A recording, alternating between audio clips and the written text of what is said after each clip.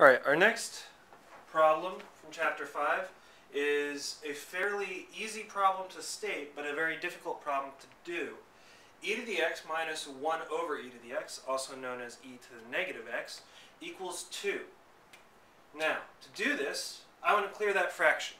So in order to clear the fraction, I need to multiply by the denominator, which is e to the x. So every term is going to be multiplied by e to the x.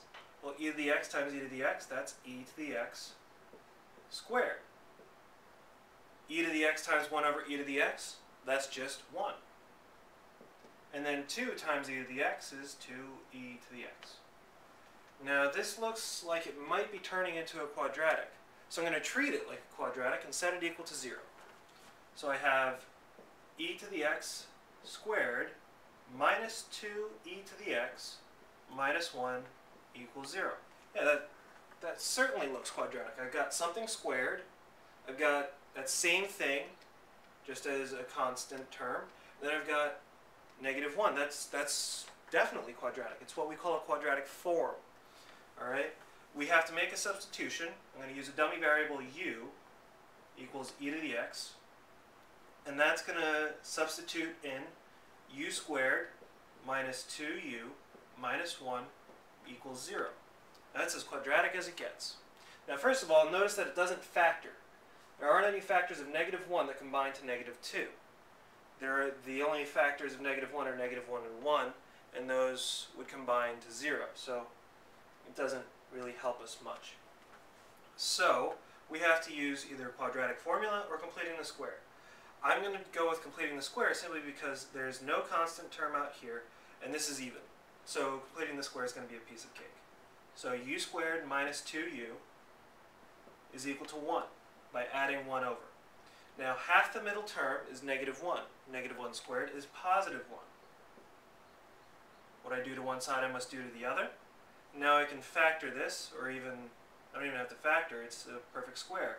So it's going to be u minus 1. Remember, it's always half that middle term. Squared equals 2.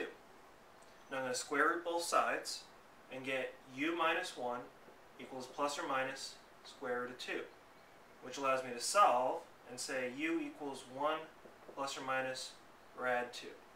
It's at this point that I want to reflect on the nature of these two solutions.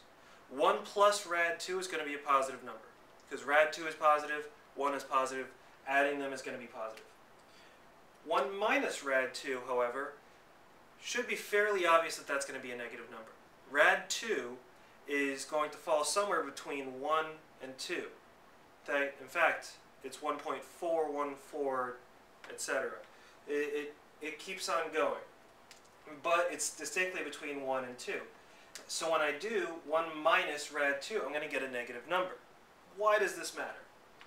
Look at where we got u. U is e to the x, an exponential. Is there any way that we can have e to the x equal a negative number? No.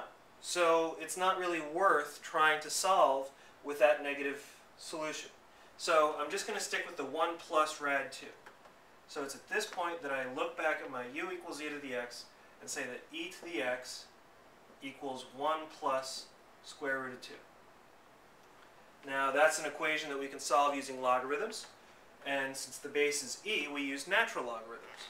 So x is equal to ln of 1 plus square root of 2, which is an exact answer which you can leave on your test or on your review. But if you feel like calculating it, it comes out to 0.881,